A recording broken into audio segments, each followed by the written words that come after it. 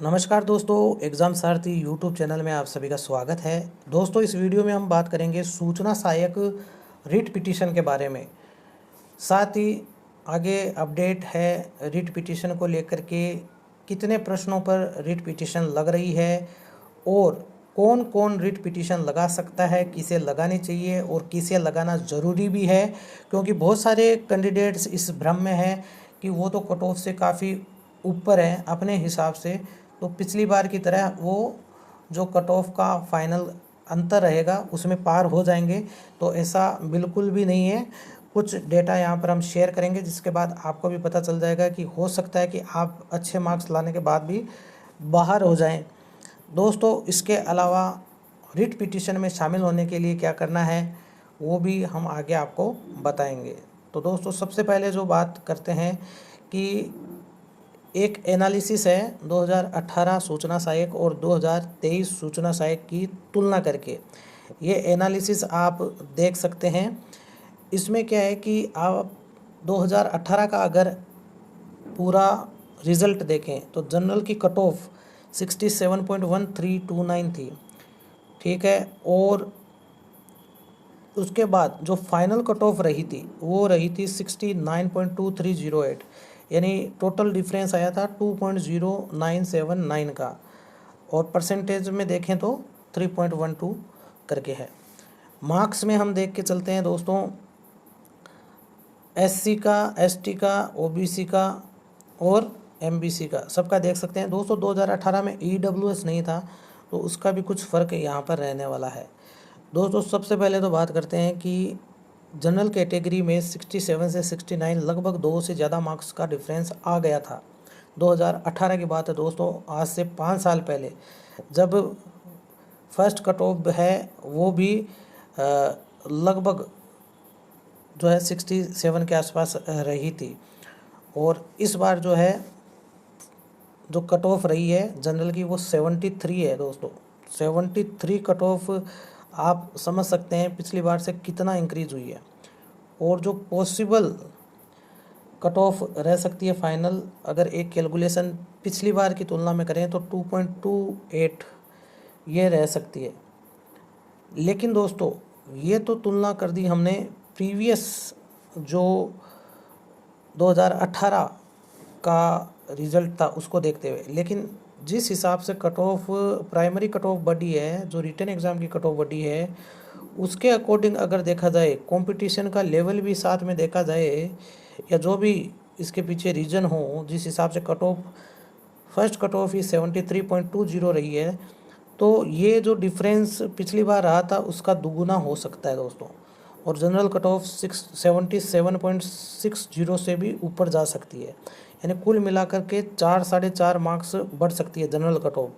और OBC cut off 5 marks, SC cut off 5 marks, ST cut off 6 marks और MBC cut off यहाँ पर लगभग जो है, ये परसेंटेज में हमने आपको बता दिया, ये मार्क्स में नहीं है, परसेंटेज में है।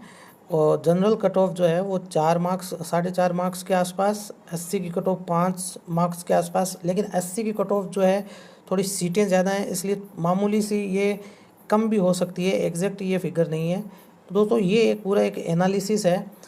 बाकी कुल मिलाकर के बात यही है कि जो कैंडिडेट्स कट ऑफ में क्वालिफाई भी हो गए हैं, टाइपिंग एग्ज़ाम भी दे रहे हैं, और जिनको लगता है वो डीवी के बाद भी फाइनल मेरिट लिस्ट में आ जाएंगे, तो उनको थोड़ा सा सतर्क हो जाना चाहिए।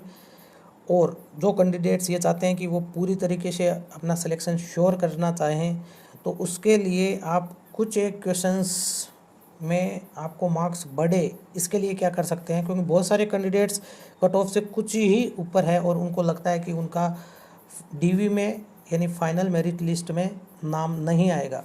तो उसके लिए दोस्तों आपको करना है कि जिन क्वेश्चंस पर आपको डाउट है, ऑब्जेक्शन है, उन क्वेश्चन पर आप पिटीशन लगा सकते हैं, रिट पिटीशन। और ये रिट पिटीशन आपका अधिकार है, क्योंकि दोस्तों बोर्ड ने 150 में से 7 क्वेश्चन डिलीट कर दिए हैं, प्लस 2 क्वेश्चन के आंसर चेंज कर दिए हैं। तो टोटल 9 क्वेश्चंस में बोर्ड ने गड़बड़ी कर दी है। दोस्तों, 9 क्वेश्चंस बहुत होते हैं। एक टॉपर को मेरिट लिस्ट से बाहर करने में और एक किसी भी एक ऐसे कैंडिडेट को जिसने दूसरे तरीके अपनाए हैं सिलेक्शन पाने के लिए, ऐसे अयोग्य कैंडिडेट्स को अंदर करने के लिए। तो ये 9 क्वेश्चन बहुत ज़्यादा डिफरेंस पैदा करते हैं। एक क्वेश्चन से ही पूरी मेरिट लिस्ट बदल जाती है। तो यहाँ पर 9 क्वेश्चंस है।